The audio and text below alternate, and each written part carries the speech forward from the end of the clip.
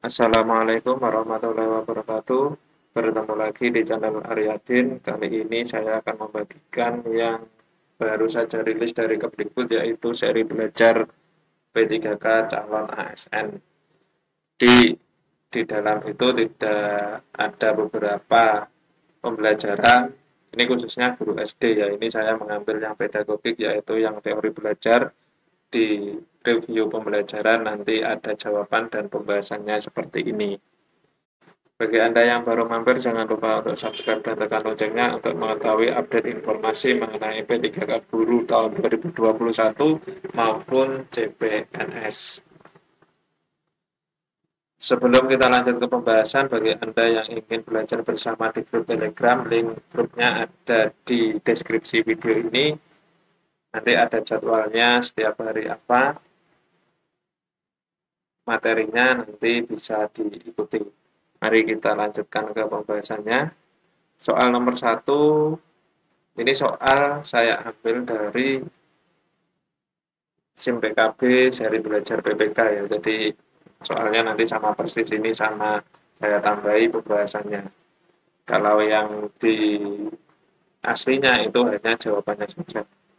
Nomor 1, di dalam proses pembelajaran, para siswa dihadapkan dengan situasi di mana ia bebas untuk mengumpulkan data, membuat dugaan atau hipotesis, mencoba-coba atau trial and error, mencari dan menemukan keteraturan atau pola, menggeneralisasi atau menyusun rumus, beserta bentuk umum, membuktikan benar tidaknya dugaan itu.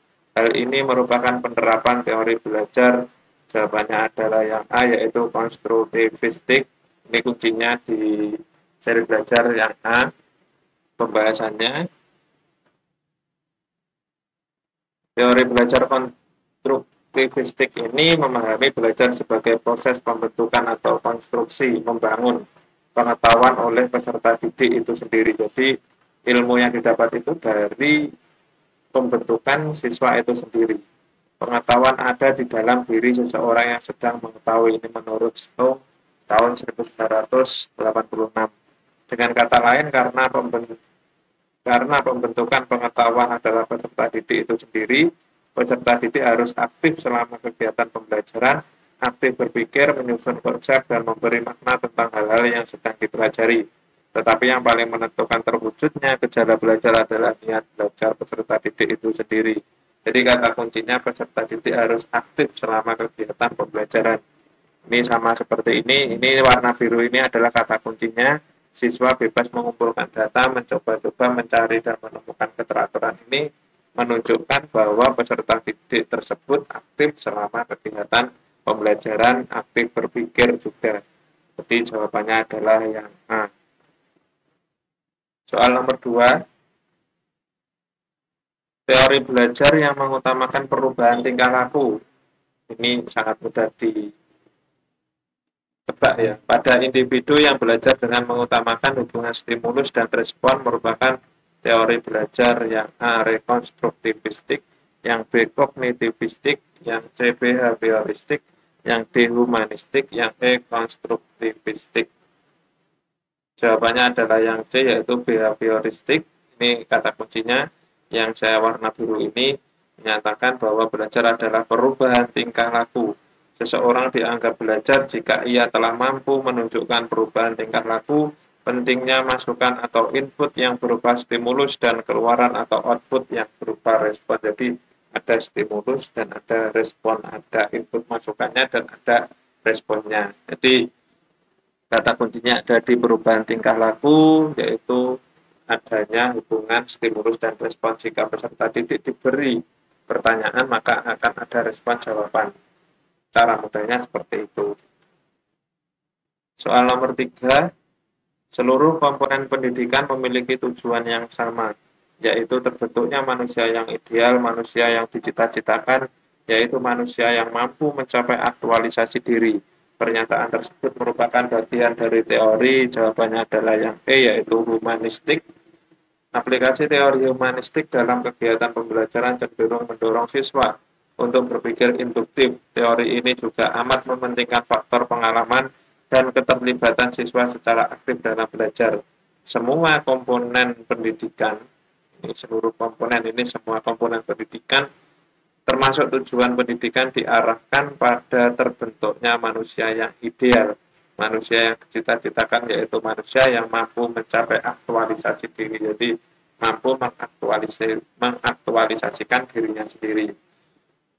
Untuk itu sangat perlu diperhatikan bagaimana perkembangan peserta didik dalam mengaktualisasikan dirinya, pemahaman terhadap dirinya, serta realisasi diri. Jadi jawabannya adalah yang E, yaitu humanistik. Kata kuncinya yaitu terbentuknya manusia yang ideal, manusia yang dicita-citakan, manusia yang mampu mencapai aktualisasi diri.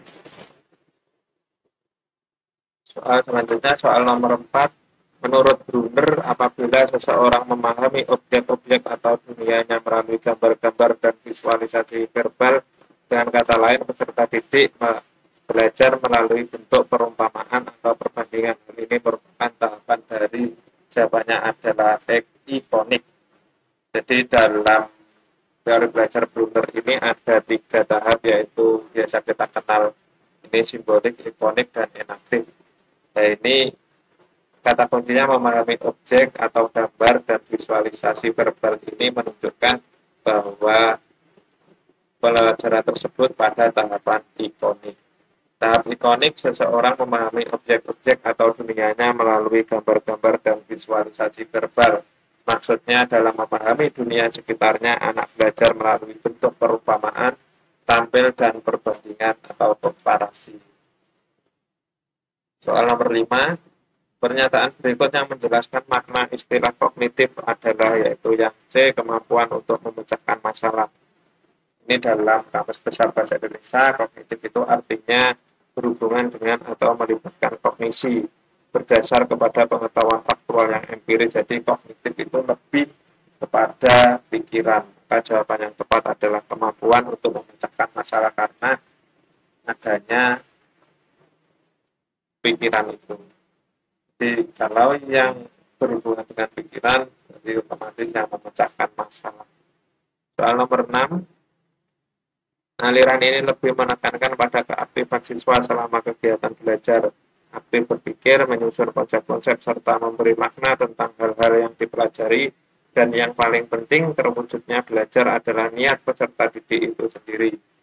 Pernyataan tersebut merupakan aliran dari teori, yaitu yang dekonstruktivistik. Ini penjelasannya sama dengan soal yang nomor 1 tadi. Kata kuncinya yaitu keaktifan siswa, aktif berpikir, menyusun konsep. Jadi untuk pembahasannya sama seperti yang nomor 1 tadi. Soal terakhir nomor 7. Apabila dalam proses belajar peserta didik melakukan sesuatu sampai dengan mendapatkan respon yang tepat dan sesuai dengan apa yang diinginkan serta menghilangkannya apabila dirasakan tidak sesuai, hal ini merupakan prinsip belajar dari, yaitu yang B, trial and error. Bahasanya trial and error artinya adalah mencoba-coba. Jadi di sini melakukan sesuatu sampai dengan mendapatkan respon yang tepat. Jadi kan ini juga mencoba-coba. Jadi nomor 7 jawabannya adalah yang B. Cukup sekian penjelasan dari saya, semoga membantu pada belajar mandiri seri PPK ini. Ada kurang lebihnya saya mohon maaf. Terima kasih. Sekian, wassalamualaikum warahmatullahi wabarakatuh.